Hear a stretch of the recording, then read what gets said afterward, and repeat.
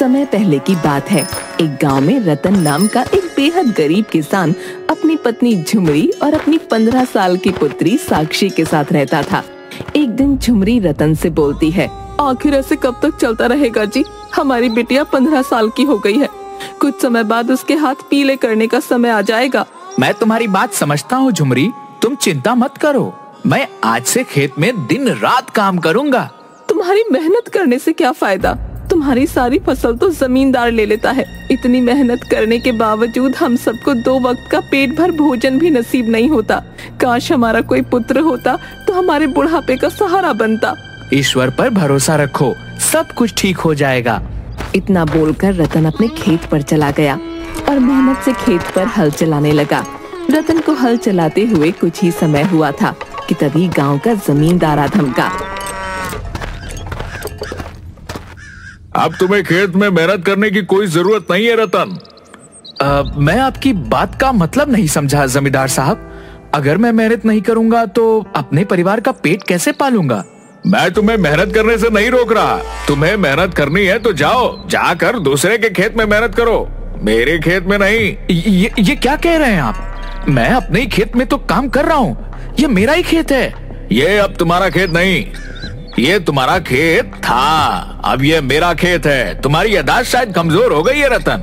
कुछ समय पहले तुमने मुझसे कर्ज लिया था जो तुम अभी तक चुका नहीं पाए हो। झूठ मत बोलिए जमींदार साहब, हर साल मेरी लगभग सारी फसल तो आप ले जाते हैं, लेकिन आपका जो कर्जा है वो चुकने का नाम ही नहीं ले रहा।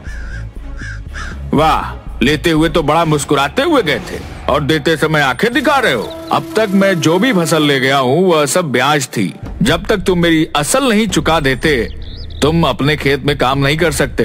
अब तुम यहाँ से जा सकते हो। किसी माई के लाल में अगर हिम्मत है तो मेरे खेत से मुझे निकाल कर दिखाए, सारी दादागिरी खत्म कर दूंगा उसकी। अच्छा, क्या कर लोगे तुम? अपनी पुत्री को लड़ने के लिए बुलाओगे? क्योंकि तुम्हारा कोई पुत्र तो है नहीं जो तुम्हारे लिए हमसे लड़ने आएगा।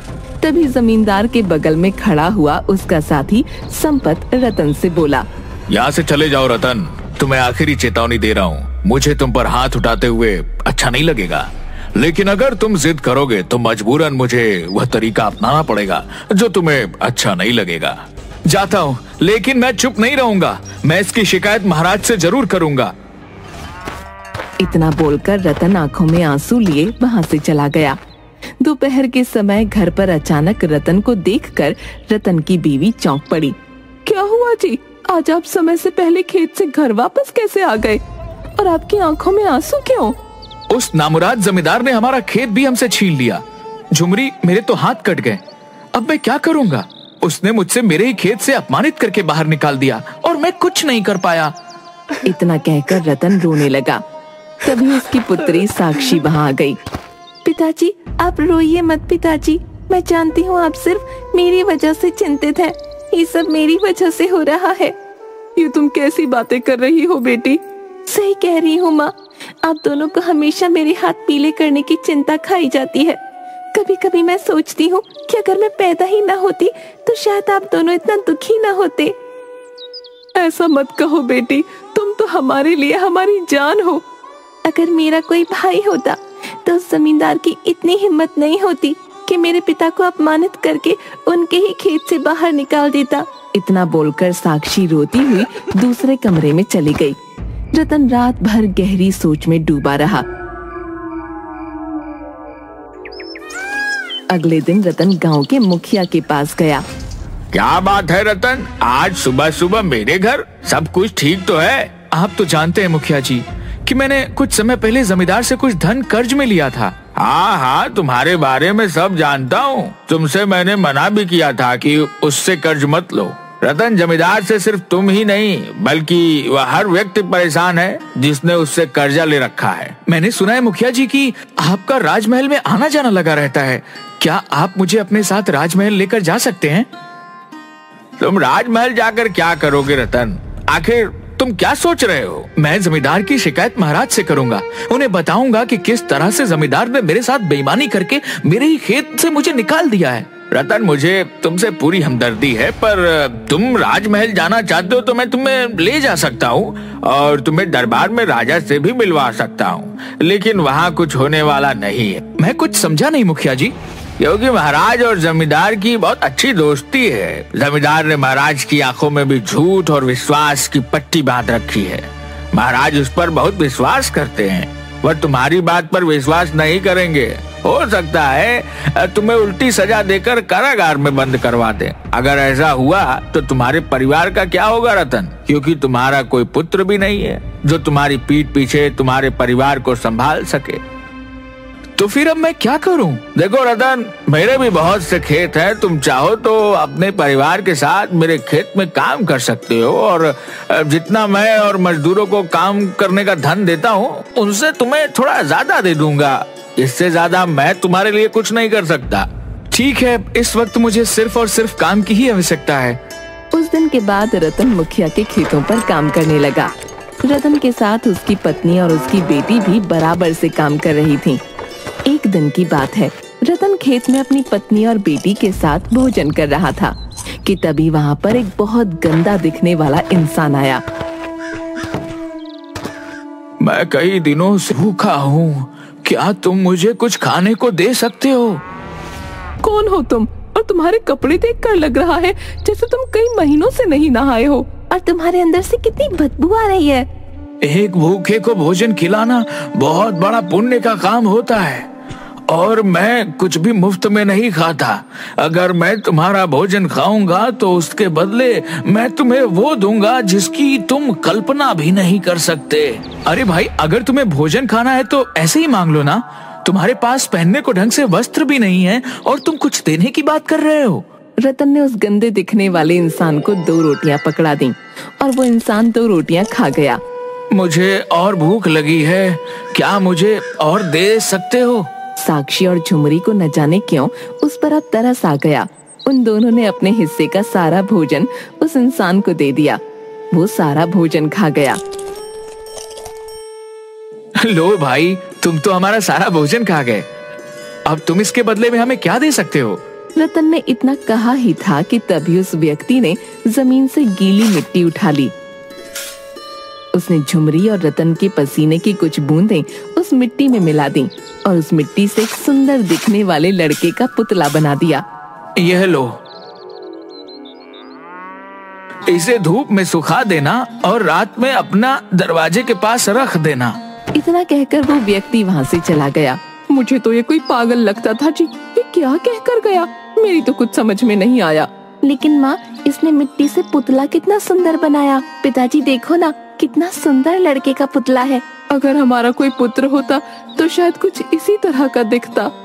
झुमरी और रतन अपने अपने काम पर लग गए, मगर साक्षी ने उस गीली मिट्टी के पुतले को धूप में रख दिया और वो उसे देखती रही। कुछ घंटे बाद वो सूख गया। रात के समय साक्षी ने उसे अपने घर के दरवाजे पर रख दिया।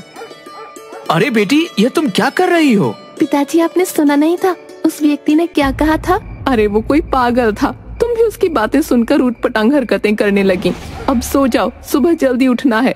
साक्षी चारपाई पर लेट गई, मगर उसकी आंखों से नींद कोसों दूर थी। अचानक आधी रात को बहुत सी रंग बिरंगी किरणें उस मिट्टी के पुतले के आसपास मंडराने लगीं। साक्षी दौड़ते हुए रतन और झुमरी के पास पहुंची। माँ, पिताजी उठिए, देखे ना ये क्या हो रहा है। झुमरी की बात सुनकर वो दोनों आंख मसलते हुए उठ गए। ये क्या हो रहा है? मुझे तो अब डर लगने लगा है जी। आखिर वो पागल इंसान क्या देकर गया है? झुमरी ने इतना कहा ही था कि तभी देखते ही देखते वो मिट्टी का पुतला एक सुंदर 20 वर्षीय नवयुवक में परिवर्तित हो गया। रतन, झुमरी और साक्षी उसे देखकर बुरी तरह से डर गए। घबराओ मत पिताजी और माँ, मैं तुम्हारा ही बेटा हूँ, एक जादुई बेटा। ऐसा कैसे हो सकता है? क्यों नहीं हो सकता? आपके पसीने का अंश मुझ में है। मैं भले ही आपकी कोख में भले ही 9 महीने ना रहा हूँ, लेकिन मैं आपका ही पुत्र हूँ।